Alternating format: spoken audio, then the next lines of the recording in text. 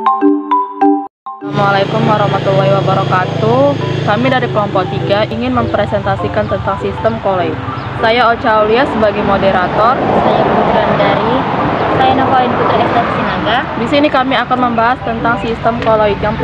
Yang pertama itu adalah pengertian koloid. Koloid adalah suatu campuran zat heterogen antara dua zat atau lebih, di mana partikel-partikel zat yang berukuran koloid tersebar merata dalam zat lain. Ukuran koloid berkisar antara 1 sampai 100 nanometer.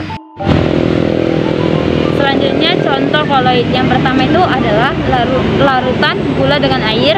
Kedua, koloid susu dengan air. Yang ketiga, suspensi pasir dengan air. Nanti kita bisa lihat contoh cara mempraktekkan koloid. Jenis koloid. Yang pertama itu adalah fase terdispersi, padat, cair, gas. Medium pendispersi, padat. Jenis nama koloidnya sol padat, emulsi padat, buih padat. Contoh sol padat, mutiara, kaca, warna. Contoh emulsi padat, keju, mentega. Contoh buih padat, batu apung, dan kerupuk. Selanjutnya fase terdispersi, padat, cair, gas. Medium pendispersinya cair. Jenis nama koloid sol, emulsi, buih. Contoh sol, pati dalam air, cat, jelly. Contoh emulsi, susu, mayones, dan santan. Contoh buih, krim, dan pasta. Selanjutnya fase terdispersi, padat, cair. Medium pendispersi, gas.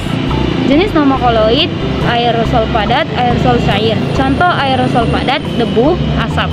Contoh aerosol cair, awan, dan kabut.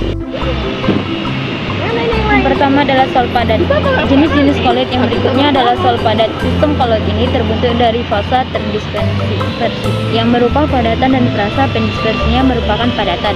Contohnya adalah paduan logam, gelas berwarna, serta intan. Yang kedua, sol cair. Sol cair sendiri terbentuknya di dalam medium pendispersi air. Contohnya adalah tepung dalam air tanah liat. Yang kedua adalah emulsi padat atau yang disebut gel. Emulsi padat merupakan jenis-jenis koloid yang terbentuknya dari fasa terdispersi berupa cairan dan fasa pendispersinya berupa padatan. Contoh seperti mutiara, keju, dan jelly. Yang ketiga adalah emulsi cair. Emulsi cair, jenis-jenis koloid yang keempat adalah emulsi cair. Sistem koloid ini akan terbentuknya oleh fasa terdispersi berupa cairan dan fasa pendispersinya cairan. Contohnya seperti susu, santan, dan minyak ikan. Selanjutnya dibaca dengan Ocha Aulia. Selanjutnya yaitu buih padat. Jenis koloid selanjutnya adalah buih padat. Sistem koloid ini terbentuk oleh fasa terdispersi berupa gas dan fasa pendispersinya berupa padatan. Contoh seperti karet busa dan batu apung. Setelah itu buih cair. Jenis-jenis koloid yang berikutnya adalah buih. Sistem koloid ini terbentuk fasa terdispersi berupa gas dan fasa pendispersinya berupa cairan. Contohnya adalah buih sabun, putih telur yang dikocok, krim kopi. Setelah itu sifat koloid. Yang pertama, efek Tyndall. Efek Tyndall ini ditemukan oleh John Tyndall pada tahun 1820 sampai 1893, seorang ahli fisika Inggris. Oleh karena itu sifat ini disebut efek Tyndall. Efek Tyndall dapat digunakan untuk membedakan koloid dari larutan sejati. Sebab atom, molekul atau ion yang membentuk larutan tidak dapat menghamburkan cahaya akibat ukurannya terlalu kecil. Efek Tyndall atau hamburan cahaya oleh suatu campuran menunjukkan bahwa campuran tersebut adalah suatu koloid, di mana ukuran partikel-partikelnya lebih besar dari ukuran partikel dalam larutan, sehingga dapat menghamburkan cahaya. Setelah itu gerak Brown. Gerak Brown adalah gerakan terus-menerus dari suatu partikel zat, cair, ataupun gas. Artinya partikel-partikel ini tidak pernah dalam keadaan stasioner atau sepenuhnya diam. Hal ini pertama kali dibuktikan dan dicetuskan oleh Robert Brown, seorang botanis Skotlandia pada tahun 1827. Setelah itu adsorpsi. Apabila partikel-partikel sol padat ditempatkan dalam zat cair atau gas, maka partikel-partikel zat cair atau gas tersebut akan terakumulasi pada permukaan zat padat tersebut. Fenomena ini disebut adsorpsi. Beda halnya dengan absorpsi. Absorpsi adalah fenomena menyerap semua partikel ke dalam sol, memiliki kemampuan untuk mengadsorpsi partikel-partikel pada permukaannya, baik partikel netral atau bermuatan atau kation dan anion, karena mempunyai permukaan yang sangat luas. Contohnya pemutihan gula pasir, penggunaan norit sebagai obat sakit perut, penjernihan air dengan tawas, pencelupan serat wol pada proses pewarnaan, pencucian dengan sabun. Setelah itu koagulasi adalah pengendapan atau penggumpalan partikel-partikel koloid sehingga fase terdispasi terpisah dari medium pendispersi. Contohnya adalah pembentukan delta sungai, bersih asap atau debu pada cerebong asap, pembuatan lateks, penjernihan lumpur dan air sungai, penggumpalan karet. Selanjutnya, pembuatan sistem koloid. Pembuatan sistem koloid metode kondensasi. Metode kondensasi adalah pembuatan sistem koloid dengan menggunakan ion-ion, atom-atom, molekul-molekul atau partikel-partikel yang lebih kecil membentuk partikel yang lebih besar dan sesuai dengan ukuran partikel koloid.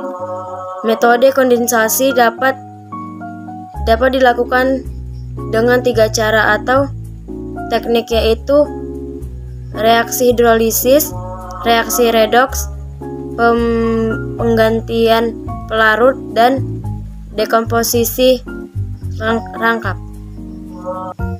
Yang pertama yaitu reaksi hidrolisis. Reaksi hidrolisis digunakan untuk membuat koloid pada logam besi atau Fe, aluminium atau Al, dan krom atau Cr. Hal itu dikarenakan basa logam dalam air bersifat koloid. Pada pembuatan sol FeOH3, larutan FeCl3 ditambahkan pada air panas. Yang kedua yaitu reaksi redoks. Perhatikan gambar sol emas berikut. Untuk membuat sol emas dapat dilakukan dengan mereduksi garamnya dengan menggunakan reduktor formaldehida. Yang ketiga yaitu penggantian pelarut. Perhatikan gambar sol belerang berikut. Belerang mudah larut dalam alkohol atau misal etanol, tetapi sukar larut dalam air. Jadi untuk membuat sol belerang dalam medium pendispersi air, belerang dilarutkan ke dalam etanol sampai jenuh. Setelah itu larutan belerang dalam etanol dimasukkan ke dalam air sedikit demi sedikit. Partikel belerang akan menggumpal menjadi koloid akibat penurunan kelarutan belerang dalam air. Yang keempat yaitu dekomposisi rangkap. Perhatikan gambar sol AgCl dan sol As2S3. Untuk membuat sol AgCl dapat dilakukan dengan cara mencampurkan larutan AgNO3 encer dan larutan HCl encer. Sedangkan untuk membuat sol As2S3 dilakukan dengan cara mengalirkan gas H2S dalam larutan As2O3. Selanjutnya pembuatan sistem koloid metode dispersi. Metode dispersi melibatkan pemecahan partikel-partikel kasar menjadi partikel-partikel berukuran koloid yang kemudian didispersikan dalam medium pendispersinya. Teknik mekanik. Pengertian teknik mekanik adalah penghalusan partikel-partikel kasar zat pada dengan penggilingan membentuk partikel-partikel berukuran koloid. Alat yang digunakan disebut penggiling koloid. Alat penggiling koloid terdiri dari dua pelat baja dengan arah rotasi berlawanan. Peptisasi. Peptisasi adalah proses dispersi endapan menjadi sistem koloid dengan penambahan zat pemecah. Zat pemecah ini dapat berubah elektrolit, khususnya yang mengandung ion sejenis ataupun pelarut tertentu. Perkenalkan, nama saya Rugi Pasaribu. Di sini saya akan membaca busur bit kit. Teknik busur bit kit digunakan untuk membuat sol logam seperti Ag, Au, dan Pt. Logam yang akan dibuat menjadi partikel-partikel koloid digunakan sebagai elektrode, dan elektrode logam dicelupkan ke dalam medium pendispersinya atau air suling dingin, sedemikian sehingga kedua ujungnya sering berdekatan. Kemudian kedua elektrode diberi loncatan listrik. Panas yang timbul akan menyebabkan logam menguap, lalu uap ini terkondensasi dalam medium pendispersi dingin. Hasil kondensasi ini berupa partikel-partikel koloid. Manfaat sistem koloid: jenis industri makanan, contoh aplikasi keju, mentega, susu, saus, salad. Jenis industri kosmetika dan perawatan tubuh, contoh aplikasi krim, pasta gigi, sabun. Jenis industri cat, contoh aplikasi cat. Industri kebutuhan rumah tangga, contoh aplikasi sabun deterjen. Industri pertanian, contoh aplikasi pestisida dan insektisida.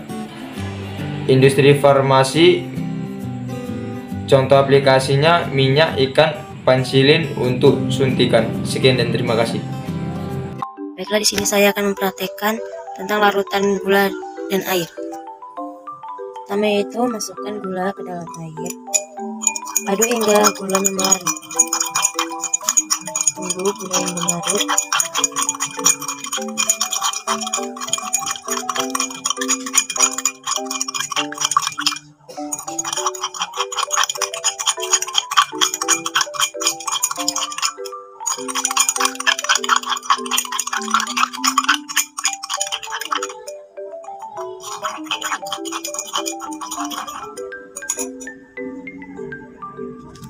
Dan hasilnya. Oke, di sini saya akan membuat larutan susu. Yang pertama, tuangkan susu bubuk.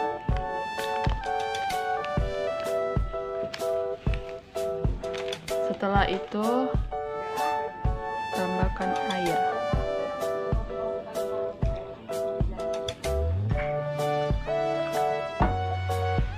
Aduk. Dan ini sudah menjadi larutan susu. Baiklah, di sini saya akan membuat larutan pasir. Pertama itu masukkan ke dalam air. Kemudian aduk.